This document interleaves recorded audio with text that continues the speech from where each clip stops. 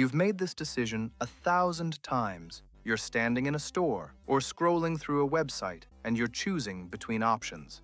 Sometimes there are dozens of nearly identical choices and the prices are almost the same. Other times, there's only one option and you either pay what they're asking or you walk away with nothing. Sometimes 2 or 3 massive players dominate the entire space and their prices move in suspiciously similar patterns. You've noticed this. You've felt the difference between a market where you have leverage and one where you don't. What you're sensing is one of the most fundamental forces in economics, and it has a name. Market structure is the term economists use to describe how a market is organized. How many sellers are there? How similar are their products? How easy is it for a new competitor to show up? How much power does any single player have over the price? These 4 questions define the rules of competition in any market, and the answers create very different games for buyers and sellers to play. Think of it like entering a new zone in a game and realizing the rules have changed. The mechanics you relied on in the last area don't work the same way here. That shift in the rules, that's what market structure is. It determines who has power, who doesn't, and what strategies are even possible. Economists generally identify 4 market structures, and they sit on a spectrum from the most competitive to the least. At one extreme is perfect competition. At the other, monopoly. In between, you get monopolistic competition and oligopoly. Each one creates a fundamentally different dynamic between the people selling and the people buying. Let's start at the competitive end. Perfect competition is the simplest model. The tutorial level. Imagine a market with a huge number of sellers and every single one of them is selling an identical product. Not similar. Identical. No branding, no differentiation, no loyalty. Buyers don't care who they buy from because the product is the same everywhere. On top of that, anyone can enter or exit this market freely. There are no barriers, no startup costs that lock people out, no regulations keeping new competitors away. In this setup, no individual seller has any power over the price.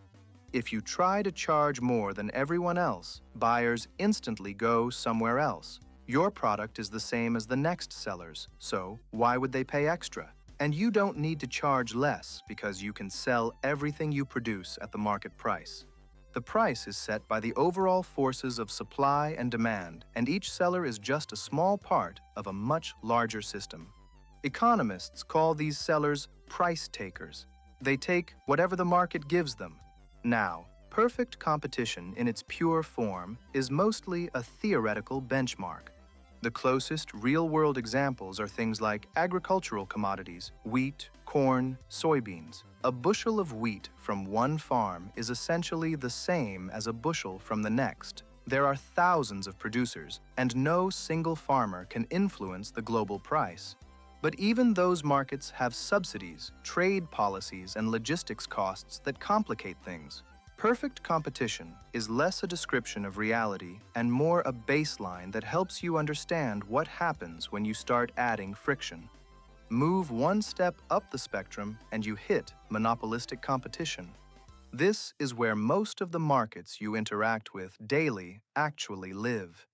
There are still lots of sellers and entry barriers are relatively low, but the products aren't identical anymore. They're differentiated. Coffee shops are a perfect example. There are hundreds of them in any major city. They're all selling coffee, but each one has a slightly different atmosphere, a slightly different roast, a slightly different brand identity. That differentiation gives each seller a tiny amount of pricing power. You might pay an extra $1 at the place with the better ambiance, or the one closer to your apartment, or the one that gets your name right. They're competing, but they're not interchangeable. This is the structure where marketing, branding, and product design actually matter. In perfect competition, there's nothing to market. Your wheat is wheat. But in monopolistic competition, the ability to make your product feel different is itself a competitive strategy. The pricing power is real, but it's limited. Charge too much, and customers will switch to one of the many alternatives. The competition keeps things roughly in check, but the differentiation gives each seller a small cushion. Now, the difficulty scales. Oligopoly is where the market gets strategic in a way the first two structures aren't. An oligopoly is a market dominated by a small number of large firms. Think wireless carriers, major airlines, automobile manufacturers. There are only a few players, and each one is big enough that its decisions directly affect the others. This creates something economists call strategic interdependence, and it fundamentally changes how decisions get made. In perfect competition, you don't think about what other sellers are doing, you just react to the market price. In an oligopoly, every move you make is a response to what you think your competitors will do, and they're doing the same calculation about you. If one airline drops fares on a popular route, the others have to decide immediately: match the cut, undercut further, or hold steady, and hope their brand loyalty absorbs the hit. Each choice triggers a different chain of responses. This is why oligopolies often produce prices that are higher than what you'd see in more competitive markets, but lower than a monopoly. The few players are powerful enough to avoid a race to the bottom, but competitive enough that none of them can fully dictate terms. Sometimes they compete fiercely. Sometimes they settle into patterns that look almost cooperative, not because they're colluding, but because they've each independently concluded that aggressive price wars hurt everyone. When firms in an oligopoly raise or lower prices in near unison without any formal agreement, economists call it tacit coordination. The game theory is real, and it plays out in your phone bill every month. And then there's monopoly, the far end of the spectrum. A single seller, no close substitutes, and barriers to entry that keep competitors from showing up. This is the structure where the seller has maximum pricing power. They don't take the market price, they set it. And they set it at whatever level maximizes their profit, constrained only by how much buyers are willing to pay. Pure monopolies are rare in consumer markets, but they exist in specific contexts. Utility companies in many regions operate as monopolies. There's one electric provider, and you either use them or you don't have electricity. Patented pharmaceuticals create temporary monopolies. If one company holds the patent on a drug you need, your options are pay their price or go without. The barriers that create monopolies vary. Sometimes it's legal protection like patents, sometimes it's infrastructure costs so massive that no competitor can afford to enter. Sometimes it's control over a critical resource. Here's where the hidden depth lives, and it's something the spectrum alone doesn't reveal. Market structure isn't permanent. It shifts. And the direction of that shift often determines whether an economy is getting more dynamic or more concentrated. Industries that start out as monopolistic competition can consolidate into oligopolies as larger firms acquire smaller ones and scale advantages kick in. A technology that disrupts barriers to entry can fragment a monopoly into something more competitive almost overnight. Regulation can push a market in either direction, sometimes preserving competition, sometimes accidentally protecting incumbents. The critical insight is that market structure isn't just a description of how many firms exist. It's a description of the balance of power in a market, and that balance is always under pressure. When you read that a handful of companies now dominate an industry that used to have dozens of competitors, that's a market structure shift, and it comes with real consequences for prices, innovation, wages, and consumer choice. When you see a startup break into an industry everyone assumed was locked up, that's a market structure shift too. This is also why the same company can operate in multiple market structures simultaneously.